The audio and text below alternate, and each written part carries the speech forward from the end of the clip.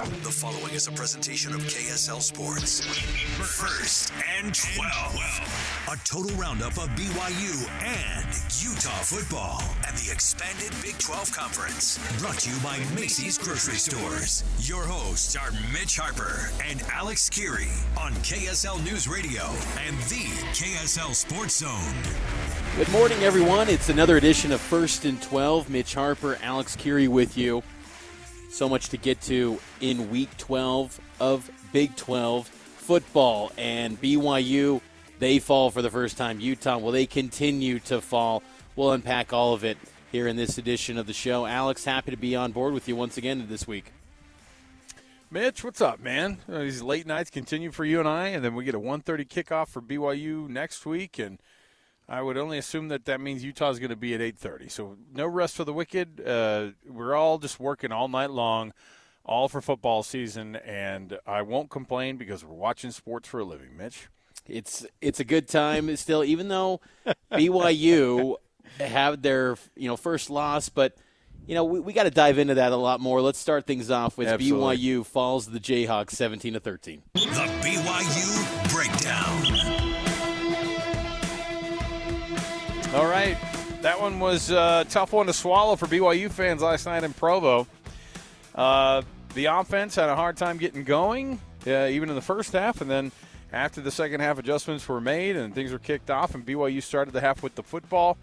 Their long drive ended with a field goal, and then their next drive ended with an interception in the end zone. That was the difference maker.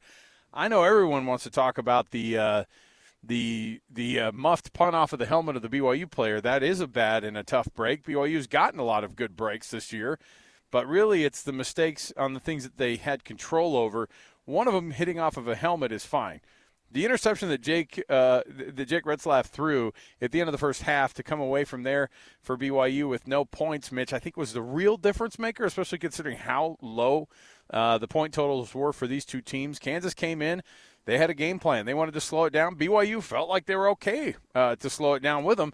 And both teams not able to do a ton on offense, and it worked out for Lance Leipold and the Kansas Jayhawks.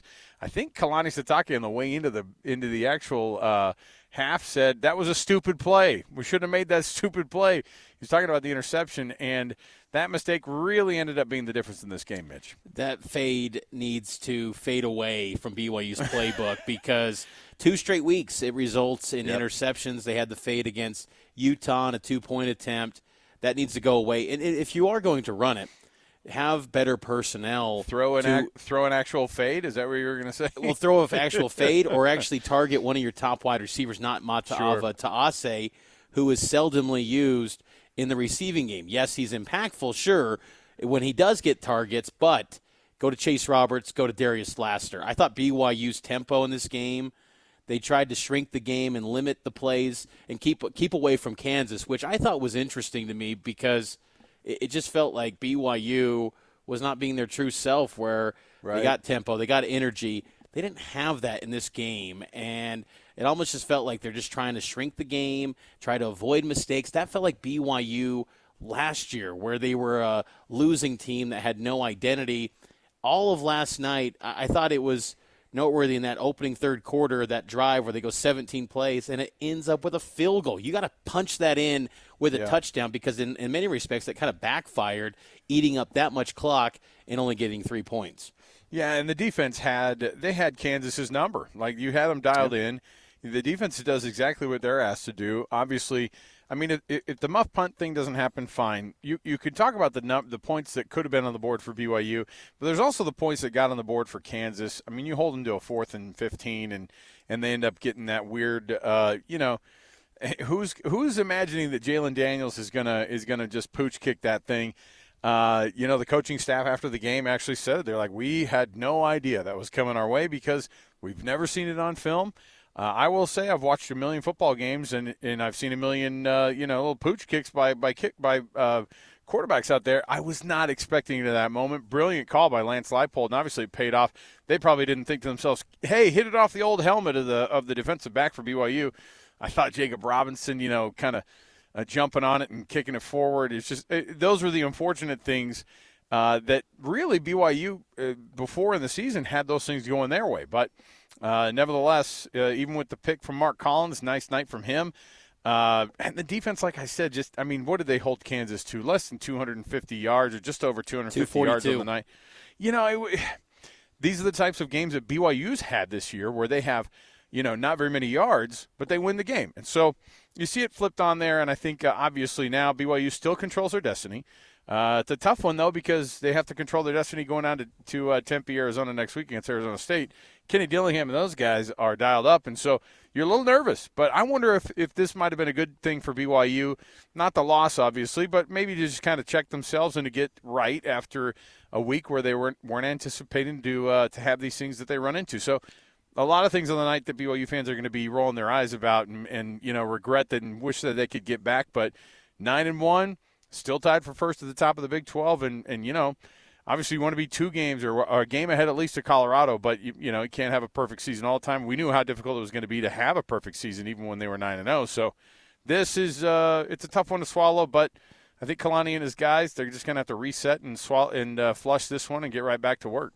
Great work by Jay Hill's defense to show up. They did a nice job because Kansas was dynamite against Iowa State a week ago, had 540 yards, and they only end up with 242, as we noted. But I'm really concerned about this BYU offense heading down the stretch run, Alex, and the concerns about this group coming into the year.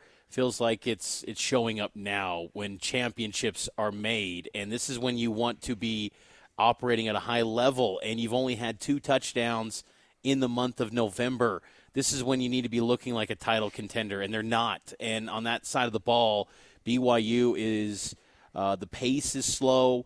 They're not executing at a high level, and I just think that Jake Retzlaff, some of the throws he had, some of them were batted down at the line of scrimmage by Kansas defenders or tipped rather. But he didn't seem to have the accuracy that in stretches at times this year he has had. Arm strength, right? He's always had like 4 or 5 throws that it's like, oh, that's not good. But it feels like there was a few more on Saturday night, and I just thought too that late in the game I felt like when they were in that 2-minute drill trying to mount the comeback in the fourth quarter, that's what BYU's offense should look like, where they got a little bit more pace, a little bit more tempo. I think they need to incorporate that more. And I like the idea that they were trying to establish a run game, but, it wasn't, popping off the big plays that you needed. You needed some explosive, some easy plays to really turn the tide in this game. And I think to get that home run ball, if you will, it needed to come from a Darius Lassiter or a Chase Roberts, definitely Chase Roberts, and it just didn't happen for BYU. And but I do agree that with the notion that this could be a good thing. We were talking, you and I, on Friday with Riley Nelson, former BYU quarterback, and I'll admit, leaving LaVell Edwards Stadium, I kind of thought of his comments where the narrative would have been, had they lost next week in Tempe, oh, you can't beat good teams.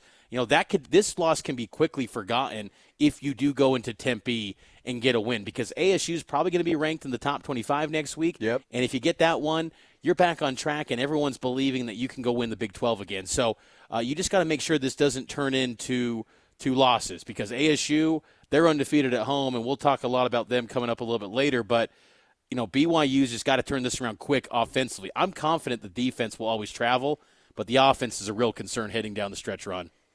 Let's take our first break. Breaking down that BYU game, we're going to come back and listen to the sound this week from Kyle Whittingham, the head coach of the University of Utah. They've dropped now their 6th game in a row. They run into a buzzsaw that is Colorado. Everybody on the planet, well, not everybody, but certainly a lot of people in the television realm want to see Colorado doing phenomenally, and that's what they're doing right now. So we'll take the break. We'll come back. Our program, as always, brought to you by the folks at Macy's. The freshest fruits and vegetables from your local farms and your local favorite brands. Macy's, happy shopping. We'll take the break. We'll come back. Mitch Harper, Alex Kirry. It's KSL News Radio. It's 97.5, the KSL Sports Zone. It's 1st and 12.